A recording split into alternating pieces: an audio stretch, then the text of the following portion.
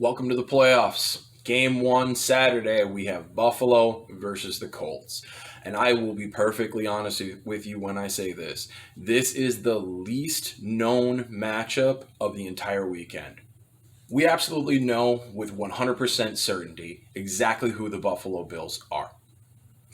The problem is, we don't know if the Colts do. And in a way, that's very similar to what you saw with the 2019 Baltimore Ravens.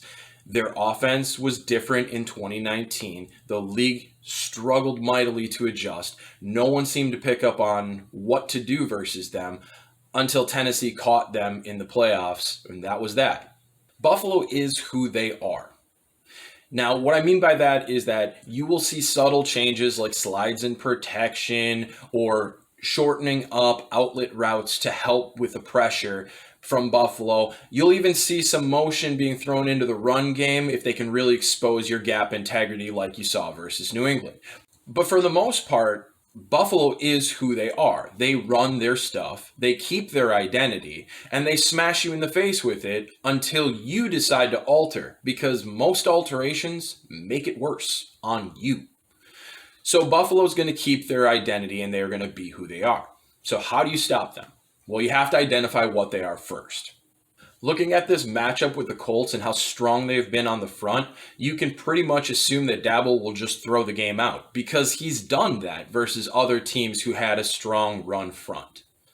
That is Dabble. If it's not going to be something he sees as a positive asset, he will just take it out of the offense and do something else. So you'll see the passing game on high repeat. You'll see Josh Allen moving the pocket, extending plays, trying to run the ball. You're not going to see a whole lot of run.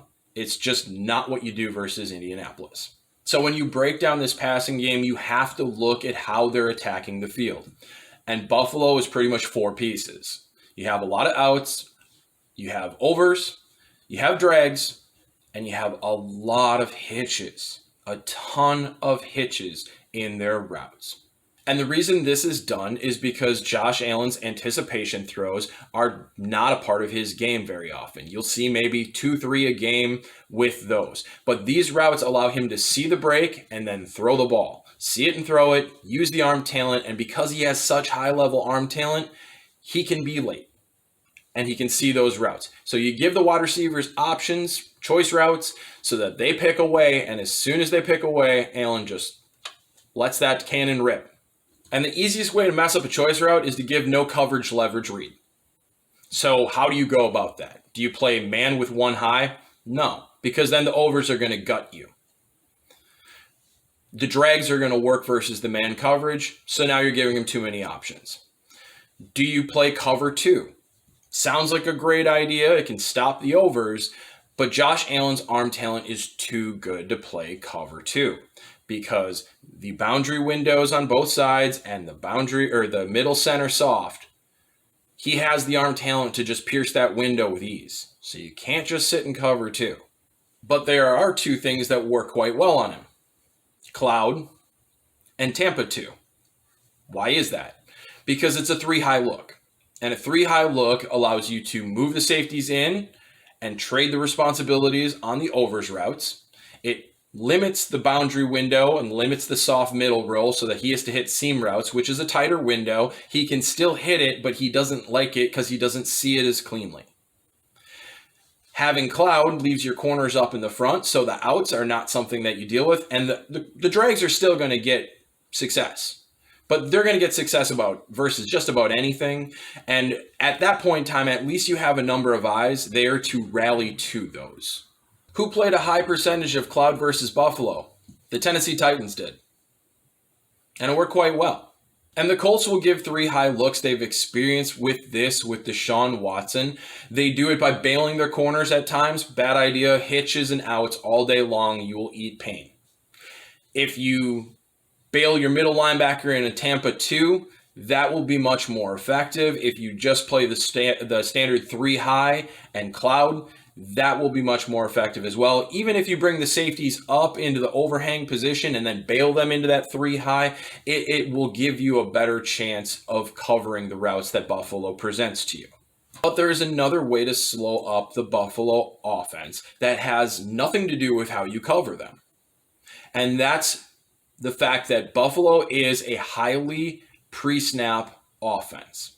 Before the snap, Allen is picking his man beater side, his zone beater side. He is seeing what you're in. He is picking the route combination that's going to work versus you. He's identifying his key in the route so that he is ahead before the play even starts. And this is something any quarterback can do with enough training. But where you can still mess up Josh Allen is make him process while the play is going. And we've seen this a number of times this season. Kansas City did this to him often. Tennessee, when they weren't in their cloud, would show pressure, bail, show pressure, blitz, and give clouded looks so that he had to pick up keys after the snap. If you can give him a false read before the snap, he'll check to max protect. He'll check to screens. He'll make checks that put Buffalo in plays that are inefficient, or he'll start on the wrong side of the field and have to go over to the other side of the field. This takes him time. This slows them down. This gives your pressure more of a chance to get home. Last week, Miami started off in an amoeba front look against Buffalo on third downs. One led to an interception. One led to a incompletion. Josh Allen immediately was holding the ball. Miami didn't generate pressure with it, but by giving that alternating look of this is what it looks like pre-snap, this is what it is post-snap, Allen took a lot of time to process. And this is where you have to slow him down, because if you can slow down his brain, you can slow down the Bills. If you can cloud them, you can limit the Bills. A couple weeks ago, Louis Riddick was wondering out loud during the Steelers game, I believe, of why they're letting Josh Allen roll to his right. Orlovsky dropped the hot take of you got to make sure he can't roll right this week. Thanks for catching up, guys. We've been talking about that since Wyoming. To Josh Allen's credit, his work with Jordan Palmer has made his axis throws, his adaptable mechanics better. Not only when he's moving to his right, but when he's moving to his left. It is much cleaner this year. It is still to your benefit to pressure off the right side, because you will see him try and hold the pocket longer so that he can throw on platform because he doesn't want to roll to his left, or you will see if you can speed him up enough to the left that the throws start to get off kilter once again. And the easiest way to start that pressure from the right is to do something the Colts do a good percentage of the time, which is put DeForest Buckner on the right guard in the center. You start him on the right side. And this was a twist that the Rams started using in the second half versus the Bills when they put Donald over on that side. And that was during a second half where the Bills offense started to slow down dramatically, and the Rams were able to turn a 28-3 game into, I believe, a 32-28 lead. By putting Buckner on the right guard center, you're immediately going to force a double team. He is that good, which now moves your attention out to the defensive end. You can have Justin Houston, who does a phenomenal job of bending the arc, which you can use for containment purposes and a way to push Allen to his left. Or you have Danico Autry, who is a very physical player who can shorten that corner and push the tackle down to shorten the corner for wrap blitzes to come around the outside or slot blitzes to come downhill. This is something the Colts have shown versus Deshaun Watson. They need to understand it's the same thing you do versus Josh Allen. So if you're backing the Colts and you want to see them win this game on the defensive side of the ball, you need to see them show blitzes and bail the left side, hoping to get a slide protect to take that blitz and bring that pressure off the right side. You need to see looks before the snap that change to different looks after the snap. Again, showing blitz is a really good way to do that. Showing blitz left and bailing out into zone, not showing the blitz on the right and bringing that corner. Just something that can twist the play so that Allen has the opportunity to make the wrong read. You have to see cloud, but you do not want to see those corners on the outside bailing, because that's an easy 15 yards to Diggs every single time. And the reason this is known is because this is who Buffalo is. They have never given up their identity to anyone at any point all season, and they're not going to start now. This is who they are. If you can't stop it, if you don't see it, it will end poorly. Now, there are a lot of specifics that go into this. This is something we've been bringing up all season. It's been an offense that's been driving me crazy because I see these things showing up on film and then defensive coordinators aren't putting the pieces together. It's driving me nuts. But if you want to see more information on that, ring the bell, hit subscribe, because we have a number of videos on it and we want you to be able to find those easy. Also, if you're looking at putting a little bit of a wager down this weekend, we're up 17.8 units in gambling this year, and we will have our bets available on Twitter. Just go up to the banner on our profile. You can find us right there. When you switch over to the other side of the ball, Buffalo has an identity. Stop me when you've heard this before. Buffalo has an identity to what they do on defense. They are extremely physical. They play downhill. They pursue hard. They will run themselves out of their gap integrities if you give them misdirection looks, if you give them zone block looks that open up a different gap than what the zone block is pushing towards. The cutbacks, the interior zone, this is something you saw Darrell Henderson rip them apart with. It's gone on for more than 2 seasons now. It's been a very common thing. And the good news for the Colts is that they don't really have to change who they are to take advantage of this. The key to the Colts' run game is to pick on Tremaine Edmonds. He's a Pro Bowler. He shouldn't be a Pro Bowler. A.J. Johnson, Zach Cunningham, and let's be frank, the best linebacker in Buffalo, without a question of a doubt, is Matt Milano. Those should have been Pro Bowlers. Tremaine Edmonds got it. Don't know why. But the goal of the game is to pick on Tremaine Edmonds. And the Colts have a couple things in their game plan that they can do with that. One is they like to do a zone away. You can zone to the left, especially if Jerry Hughes is over on the left. You want that guy dealt with. But you zone to the left, and the linebackers will pursue hard to the left. But the Colts have a very downhill, Gus Malzahn style interior zone run off of this with Taylor. And that's exactly what you do with Buffalo. You zone them hard left, you hit them straight ahead. Because those linebackers will shift, they'll give up their gaps, and you'll have a gap right up the middle of the field. The quicker you get into Buffalo, the more you put pressure on their 2 high safeties to come down and make a play. It's a really easy way to get 5, 6, 7-yard chunks on Buffalo, and a lot of teams have done this. The more that the Colts stretch this to the outside, the worse it's going to get, because that downhill pursuit will be there to greet them. You want to do interior zone, you want to do counter inside, you want to go straight ahead, because the strength of the Colts is the left guard to the right tackle, and the weakness of the Bills is the middle. It is the nose tackle, Ed Oliver, it is whatever tackle they have next to him, it is Tremaine Edmonds and A.J. Klein reading, processing, and filling. That's who you want to hit. This is something you saw with the Rams, but you also see the Rams passing game show up in the Colts game.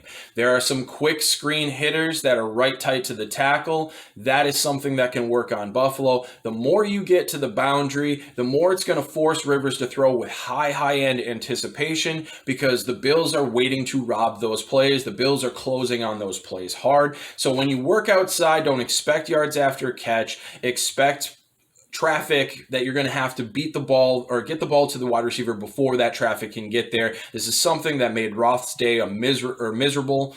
It's something that Rivers cannot afford, but Rivers does have that high-end anticipation to make that work. But in the other part of the passing game that actually works against Buffalo, you don't want to hit the short middle, because the linebackers are sitting pretty short. They don't get a ton of depth like you'd expect them to get. The safeties can get stretched deep, which leaves that intermediate middle wide open.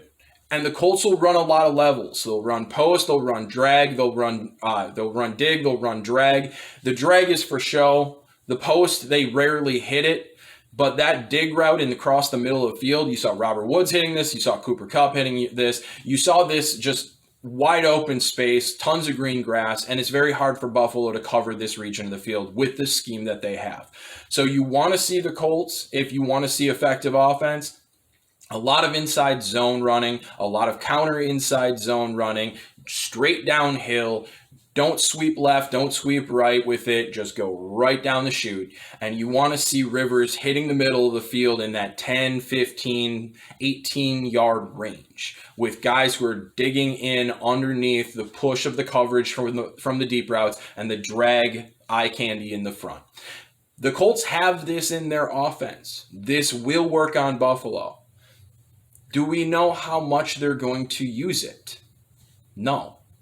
Do we know with those defensive twists that are available for the Colts defense disposal, how much they're going to be in the right schemes? No. We know who Buffalo is, and we know Buffalo is going to smash you in the face with what they do, and they're going to wait for you to react. And if you don't come out with the right game plan, or if you come out with the right game plan and sway away from it, your reaction and choosing option B, they'll stay with A.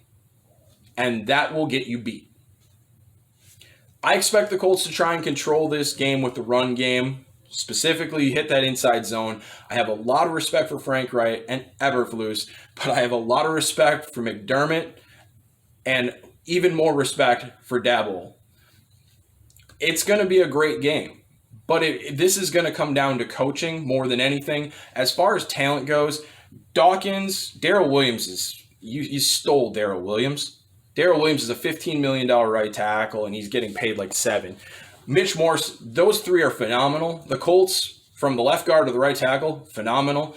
When it comes to talent, both secondaries have a lot of it. I love the corners in Indy. I love the experience of the safeties in Buffalo. The linebackers and the defensive line are slanted towards the Colts.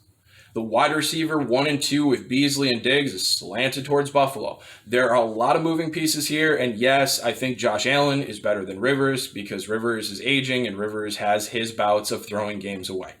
So when we're breaking down games and we're looking through things for gambling and we're looking through things for matchups and DFS, this is how the sausage is made. This is the way we look through teams to figure out what's there, what's not there, what advantage they have, what advantage they don't. And this game is still the most unknown of the weekend.